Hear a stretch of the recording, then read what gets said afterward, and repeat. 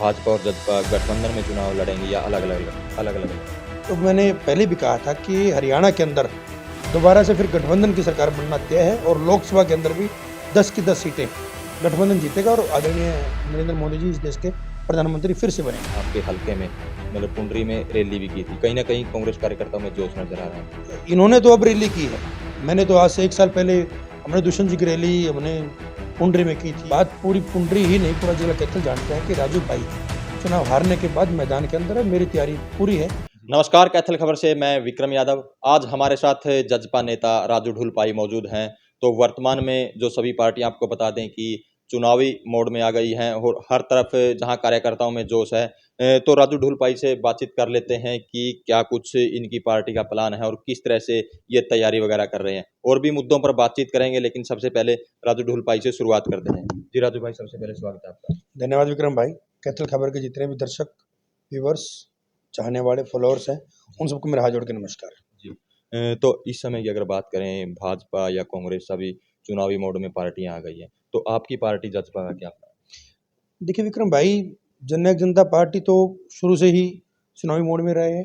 तो जितने हमारे कार्यकर्ता हैं, हमारे लीडर्स हैं, दुष्यंत जी, दिग्विजय जी, नैना जी, अजय सिंह जी, जी।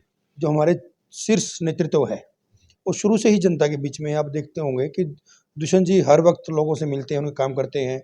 दिग्विजय जी फील्ड में दौरों पे रहते हैं, अजय सिंह जी भी, नैना जी भी, और दिग्विजय जी पे भी अभी उन्होंने पिछले दिनों इलाहाबाद के भी दौरे किए थे, अभी नलवा के भी दौरे भी हैं, फिर कल जींद के भी दौरे हैं।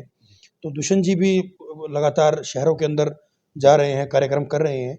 नैना जी भी, बारडा भी, डबवाली भी, हर जगह कार्यक्रम कर रहे हैं। तो जननायक जनता पार्टी की पूरी तरीके से तैयारी है और आने वाले समय के अंदर देखेंगे आप, इस तैयारी को और गति देने का हम काम करेंगे। जी। तो बड़ा सवाल ये है, लोगों में चर्चाएं भी हैं कि भाजपा और जसपा गठबंधन में चुनाव लड़ेंगी या अलग अलग लड़ेंगी? देखिए विक्रम भाई, ये भविष्य के गर्भ में है, लेकिन हमारी जो टॉप लीडरशिप है, उसकी तरफ से हमेशा यही बयान आया है कि भाई हम भारतीय जनता पार्टी के साथ गठबंधन में है जी। और हम चाहते हैं कि भाई आने वाला जो लोकसभा का चुनाव है और विधानसभा का चुनाव है, जी। दोनों पार्टी अगर मिल करके लड़ती है, जी। क्योंकि हम पहले भी एनडीए का हिस्सा रहे हैं, जी। तो हम अभी भी एनडीए का हिस्से हैं। तो हम ये चाहेंगे कि दोनों पार्टी मिल करके चुनाव लड़े, और दोनों पार्टियां अगर मिल करके चुनाव लड़ती है, तो मैंने पहले भी कहा था कि हरियाणा के अंदर दोबारा से फिर गठबंधन की सरकार बनना तय है और लोकसभा के अंदर भी 10 की 10 सीटें गठबंधन जीतेगा और आदरणीय नरेंद्र मोदी जी इस देश के प्रधानमंत्री फिर से बनेंगे। जी। राजू जी, कर्नाटक में जैसे कांग्रेस की सरकार आई, तो कांग्रेस ने मतलब ग्राउंड स्तर पर काम करना शुरू कर दिया। अगर पीछे की बात करें, आपके हल्के में मतलब पुंडरी में रैली भी की थी, कहीं ना कहीं कांग्रेस कार्यकर्ताओं में जोश नजर आ रहा है। तो आपकी तैयारी को लेकर क्या? नहीं, बिल्कुल, देखिए कोई भी संगठन है, कोई पार्टी है, हर पार्टी, हर संगठन ये चाहता है कि भाई हमारा संगठन और मजबूत हो, हमारी पार्टी और आगे बढ़े। कर्नाटक में कांग्रेस पार्टी वहाँ पर विजय हुई, तो निश्चित तौर पर उनके कार्यकर्ताओं में जोश आना बनता है, लेकिन इन्होंने तो अब रैली की है। मैंने तो आज से 1 साल पहले हमने दुष्यंत जी की रैली हमने पुंडरी में की थी। पिछले दिनों कैथल के अंदर भी, डांड के अंदर भी, कलायत के अंदर भी दुष्यंत जी भी आए थे। तो हमारी तो पूरी तैयारी अब से पहले बहुत ज़्यादा रही है। और अब तो जो कांग्रेस के जितने भी कैंडिडेट हैं पुंडरी के अंदर, जितने लोग निकल करके आए हैं, 3.5 साल का अरसा बीतने के बाद वो लोग अब आए हैं। मैं तो 3.5 साल से पहले ही, जिस दिन मैं चुनाव हारा था, उस दिन से लेकर फील्ड के अंदर ये तो लोग अब लोगों के बीच में जाने लगे हैं। मैं तो 3.5 साल से लोगों के बीच में हूँ, लोगों के सुख दुख में साझे कर रहा हूँ, काम करने का प्रयास करता हूँ, लोगों से बात करने का प्रयास करता हूँ, उनके मुद्दे उठाता हूँ विपक्ष में। किसी भी तरीके से एक जो जनप्रतिनिधि को लोगों के भावनाओं के अनुरूप काम करना चाहिए, मैं वो करने का प्रयास करता हूँ। मैं उन लोगों में विश्वास नहीं करता। फिर तो ये लोग चुनाव के दौरान 6 महीने पहले आ जाते हैं, फिर चुनाव लड़ते हैं, चुनाव लड़ने के बाद फिर गुप्त हो जाते हैं। लेकिन असली जनप्रतिनिधि वही होता है जो व्यक्ति 5 के 5 साल लोगों के सुख दुख के बीच के अंदर खड़ा रहे। देखिए, मत देना लोगों का काम है, वोट देना लोगों का काम है, लेकिन लोगों को ये एहसास इस बात का होना चाहिए कि भाई जो जनप्रतिनिधि हमारे बीच में है, जिसको हमने वोट दिए, चाहे वो हार भी गया हो, किसी पार्टी से हो, वो हमारे सुख दुख में हमारे साथ खड़ा है। ये कोई जरूरी नहीं होता है कि जिसको जो विधायक बना है, सभी लोग तो उसको वोट नहीं देते। अगर किसी विधायक को 2.25 लाख में से अगर 40,000 वोट मिलते हैं, बाकी जो अदर वोट्स हैं वो डिवाइड होते हैं, वो हर अलग अलग जनप्रतिनिधि को वोट देते हैं। तो फिर वो कोई काम होता है, कोई उनको कोई फ़ोन करवाना है, कोई सुख दुख साझा करना है, तो वे फिर उसी व्यक्ति के पास जाएंगे जिसको उन्होंने वोट दिया है। जी।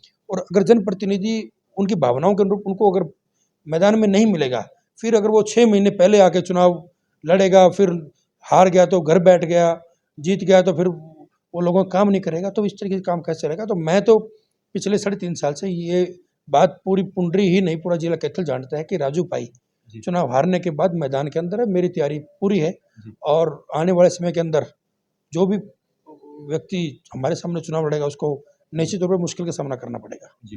तो हम कह सकते हैं कि राजू पाहिया जो चुनाव लड़ने के लिए तैयार है, और अगर आप चुनाव लड़ते हो तो क्या कुछ काम है जो 3.5 साल में आप लोगों के बीच जाकर गिनवाओगे? देखिए, हर व्यक्ति का चुनाव लड़ने का मन करता है, जी। लेकिन मैं पार्टी का संगठित और अनुशासित कार्यकर्ता हूँ। जी। पार्टी जो हाईकमान है वो जो भी आदेश देगी, अगर वो आदेश मुझे चुनाव लड़ने का देगी जी। तो हम निश्चित तौर पर चुनाव लड़ेंगे। पार्टी किसी और को मौका देगी तो हम उसका साथ देंगे, क्योंकि संगठन से बड़ा व्यक्ति नहीं हो सकता। जी। और अगर हमें चुनाव लड़ने का मौका मिला, मैंने पीछे चुनाव लड़ा, जी। सरकार में हिस्सेदारी हुई, मैं चुनाव हार गया, जी। लेकिन जितने भी जो विकास के कार्य हैं जी। किसी भी गांव के, कोई भी व्यक्ति मेरे पास लेकर के आता है तो मैं दुष्यंत जी के माध्यम से उन कामों को करवाने का प्रयास करता हूं, किसी भी तरीके से हैं। और काम तो विक्रम भाई मोटे मोटे काम गिनवा सकते हो पुंडरी में क्या कुछ करवाया? बिल्कुल, जितने भी विकास कार्य हैं गांव के हैं, कोई गली का है, कोई चौपाल का है, कोई कम्युनिटी सेंटर का है। जी। अभी मैंने पीछे 10-12 जो कम्युनिटी सेंटर है उनके वो दिए थे। पाई के हैं, 3 करोड़ से ऊपर के काम है, वो भी फाइल गई हुई है, 2 करोड़ के अभी जाएंगे।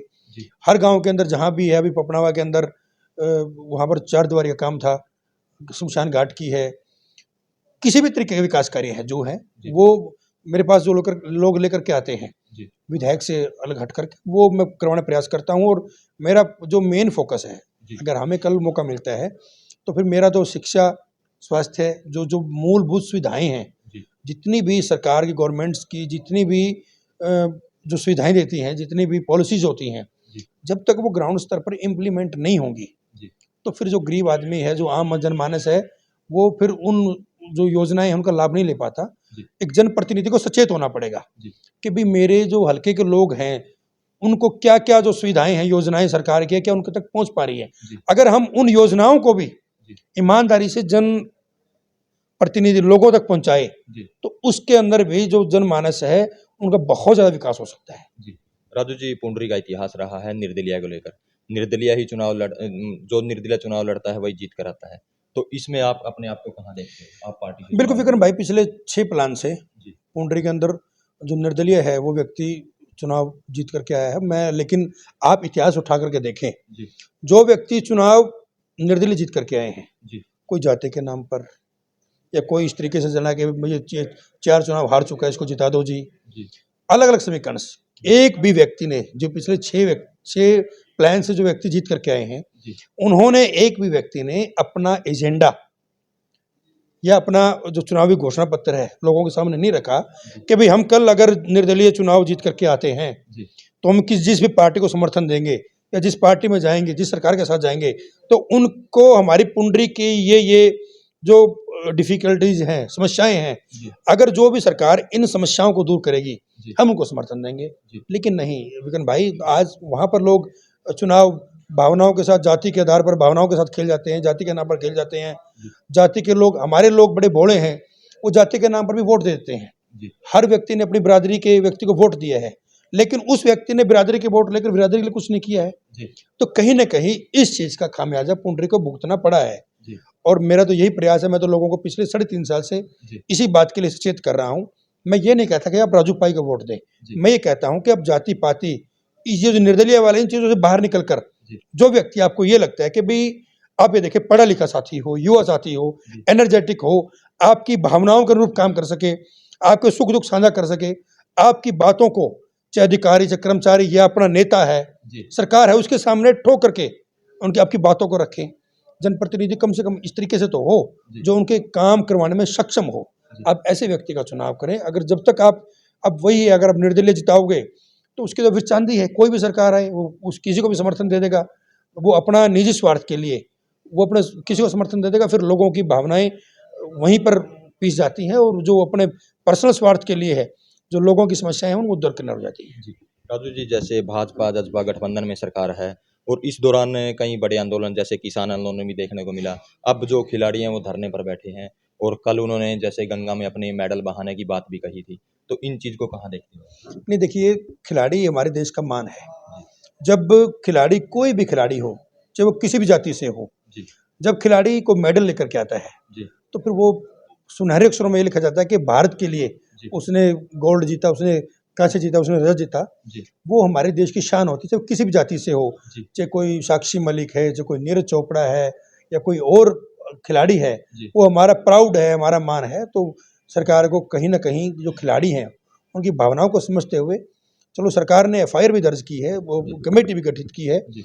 तो लेकिन जिस तरीके से अगर खिलाड़ियों को बुला करके, नहीं, अगर आपको नहीं लगता कि सरकार को बीच में अगर बातचीत कर लेनी चाहिए? हाँ बिल्कुल, कोई भी समस्या का समाधान वो बातचीत से निकल सकता है। जी तो अब सरकार अपने साथियों को बीच में डाल करके कमेटी बना करके खिलाड़ियों से बात करें, जी उनको इस तरीके से रुसवा ना करें, उनकी क्या, वो क्या चाहते हैं और किस तरीके से बात हो सकती है। जी कोई भी समस्या का हल बातचीत से हो सकता है। जी तो कहीं ना कहीं, वरना तो फिर बीच में राजनीतिक लोग हैं वो अपनी रोटियां सेकते हैं, कोई जाति के आधार पर, कोई एरिया के आधार पर, कोई किसी पार्टी के आधार पर।